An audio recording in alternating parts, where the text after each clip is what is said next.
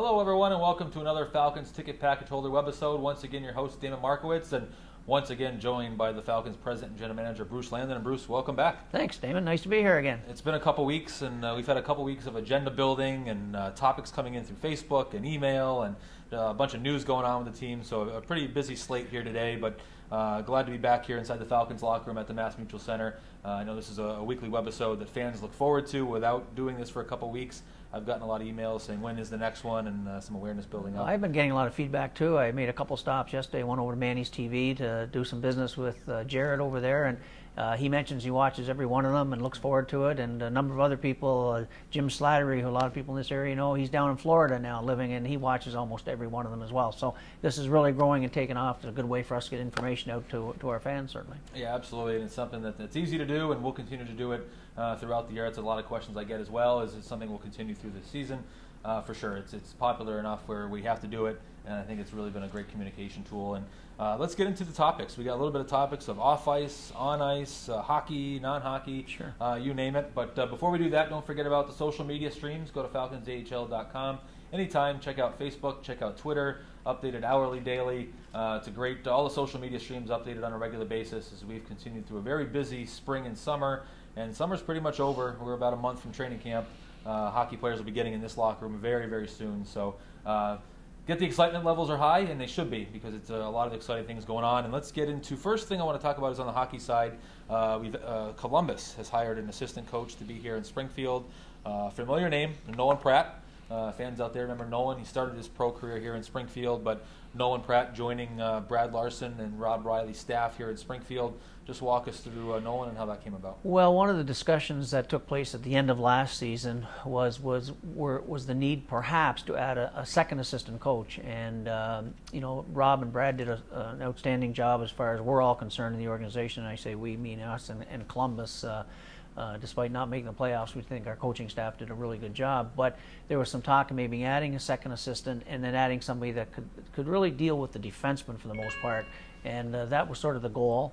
And it took a while to find the right person. There's certainly not a shortage of candidates, Damon. And I know when talking to Chris McFarland and Scott Housen and Rob Riley and Brad Larson, they wanted to find a guy that would fit with, be the right mix and would be able to do what they were looking for. And they wanted somebody that was young and was starting out a coaching career, but that had a defensive background with some games in the National Hockey League. Somebody that could relate with some of the young defensemen. As you know, we're going to have a good core of young defensemen, some returning guys from last year and a couple new faces as well. So they wanted somebody, and Nolan had applied for the job, and he had interviewed for the job, and everybody that, of course, we know Nolan from his days when he played here, what a quality individual he is, first of all. And he's excited about this opportunity to come in and work with Brad, work with Rob. His role will be defined certainly by Rob, but it'll be specifically, for the most part, working on defense, doing a lot of video work as well. So we're excited. I think Nolan's going to be coming into town the next sometime over the weekend, into early next week. And Nolan obviously won 2 Stanley Cups. His name's on there twice. Right. One with Tampa, I think one with Colorado, if I'm not mistaken. I think you're right. Yeah. So obviously, if you can have a couple Stanley Cups on your resume, certainly you've done something right in your playing career, and great to have Nolan back here in Springfield. And training camp getting very, very close. Like I said, a little over a month, probably a month and a half before players actually start getting here in Springfield. Well, right now is what we're trying to do is we have a preseason game, as you know, on the 28th, on Wednesday the 28th against Hartford right here in the Mass Mutual Center. And that was a game we put in a little bit later, early in camp, so we can get a real good look at some of the free agents. Just playing the 2 games on the 30th and the 1st. You have the players here, some of the free agent guys here for the weekend practice, but you need to see them in game competition. So it was a decision actually I made, and checked with Columbus, make sure they're okay with it, with the coaching staff. Let's add another game. So when our players report on the 24th, for the first wave of players you're getting are mostly the first cuts, obviously, from Columbus, and then your free agents. And you want to be able to get the free agents in one game, have a chance to look at them, have the coach a chance to look at them. So we'll have some guys coming in. Letters, as you mentioned, which is a responsibility from our office, are going out today, as a matter of fact. Training camp tryout letters, just getting the players to know that to report on the September 24th, our training camp headquarters, the Sheraton Hotel. Basic information, physicals on Sunday the 25th, and then on the ice around 11 or 12 o'clock on Sunday, and away we go into camp. But there's some when you try to find the right free agents, Rob Riley gets heavily involved in this. because he knows some of the college players are looking for opportunities. We're also going to have some players that have already signed with the Chicago Express, that our East Coast League affiliate. They're going to be here. That'll include a guy like Yannick Tifu, who used to be in Elmira with Coach Steve Martinson there and has played a number of games in Binghamton in our league. He's probably going to come. Perhaps Blair Riley may be coming to our camp, who's also signed with Chicago. We're waiting to hear on that. We've got some free agents and a fellow like Phil Janan, college kid.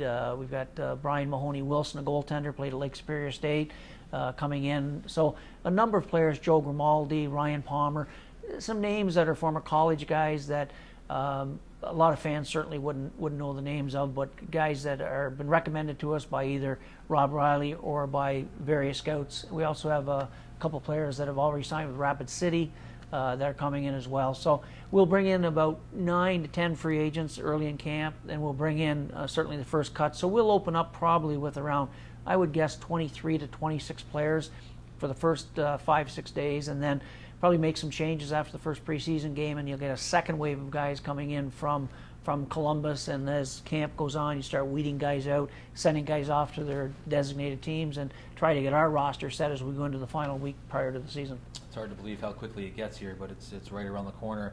As we come to you from the Falcons locker room here today, Damon Markiewicz, along with Falcons President and General Manager Bruce Landon.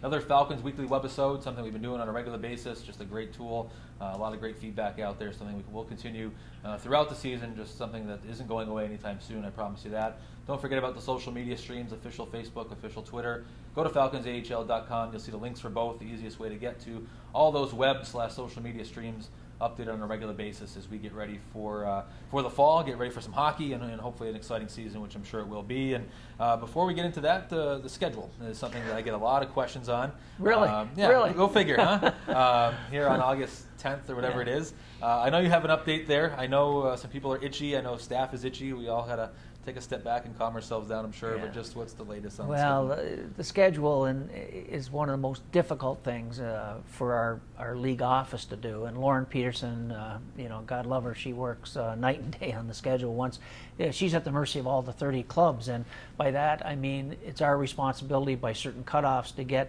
our dates into Lauren, and we have so many different requirements that the way we have to submit our schedule, the number of secondary dates, number of prime dates, a certain number of dates on each month of October, November, December, and January. So there's so many variables, I guess is the best word to use, and she's collecting that from 30 teams, and not all teams are as efficient as they should be. Now, I will say I was efficient. We got our dates in time. We made one small change not too long ago on a date that helped the building out with something, but it was nothing that affected the schedule. But it is a hard process, and I actually talked to Lauren this morning because everybody's wondering where the schedule is, because the schedule drives so many things we do. We have season ticket holders who haven't renewed because they want to wait and see how many weekend dates we're going to get, how many Saturdays, Fridays, Sundays, that kind of thing. Our partial plans you can't sell. So the schedule drives our promotional planning, our group planning. Then we'll get what's called the first draft of the schedule, which will be shortly after. And the first draft gives us a chance to then maybe do a little bit of tweaking with a member club.